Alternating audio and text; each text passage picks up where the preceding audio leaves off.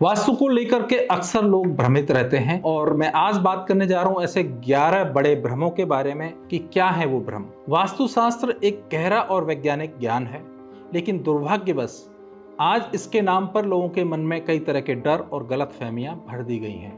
कई लोग बिना सही जानकारी के ही अपने घर और जीवन से डरने लगते हैं।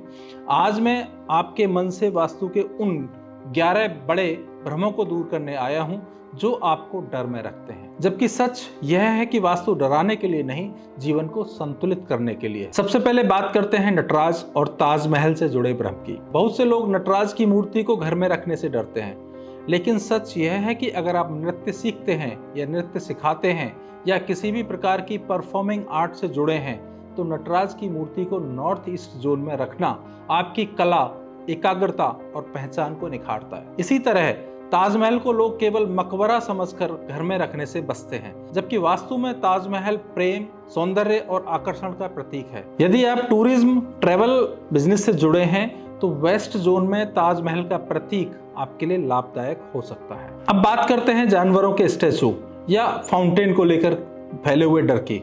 हाथी, शेर, घोड़ा या ईगल जैसी आकृतियां वास्तु में शक्तिशाली उपाय मानी जाती हैं।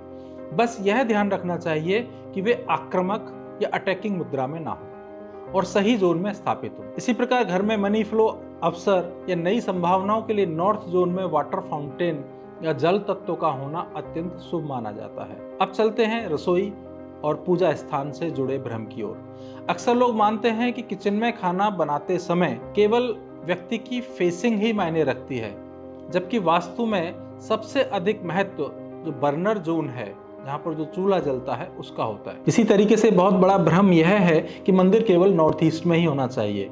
सच यह है कि आप नॉर्थ ईस्ट में भगवान शिव, ईस्ट में श्री राम और साउथ में हनुमान जी की तस्वीर या प्रतीक रखकर सही ढंग से पूजा कर सकते हैं, यदि ऊर्जा संतुलन बना हुआ है तो। अब एक और रोचक लेकिन महत्वपूर्ण भ्रम। घर में युद्ध के दृश्य लगाना वास्तु में सही नहीं माना जाता, लेकिन महाभारत का वह दृश्य जिसमें अर्जुन मछली की आंख को निशाना लगाते हैं, और यदि साउथ वेस्ट जोन में यह चित्र लगाया जाए तो यह आपके कौशल, आपके फोकस और लक्ष्य प्राप्ति की क्षमता को बढ़ाता है। अब बात करते हैं बेडरूम, सीढ़ियों और टॉयलेट से जुड़े डर की। साउथ वेस्ट बेडरूम केवल घर के मुखिया के लिए नहीं, बल्कि उस व्यक्ति के लिए होता है जो परिवार की आर्थिक जिम्मेवारी को संभालता है। इसी तरीके से सीढ़ियों के नीचे टॉयलेट होना या किचन का दीवार से सटा टॉयलेट होना जब तक दोषपूर्ण नहीं माना जाता, जब तक उनका अपना जोन सही हो। वास्तु में जोन का महत्व दिशा से कहीं अधिक होता है। अब एक बहुत बड़ा भ्रम, मकान की फेसिंग। यह मान लेना कि केवल नॉर्थ या ईस्ट फेसिंग मकान ही अच्छे होते हैं,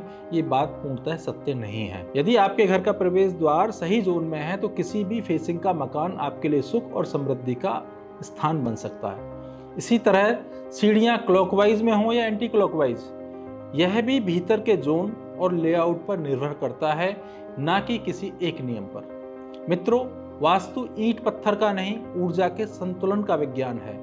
वास्तु डराने के लिए नहीं है, बल्कि सही जानकारी देकर जीवन को आसान और संतुलित बनाने के लिए है।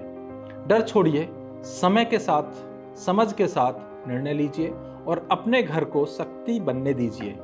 अपने जीवन में और अधिक स्पष्टता, संतुलन और आध्यात्मिक जागरूकता के लिए आप बीइंग स्पिरिचुअल फाउंडेशन जैसे संस्थानों के साथ जुड़ सकते हैं। वहां से मार्गदर्शन प्राप्त कर सकते हैं, जहां योग, ध्यान और वास्तु के गहरे सिद्धांतों को जीवन में उतारना सिखाया जाता है। सदा जागृत रहें, सदा सुखी रहें। धन्यवाद।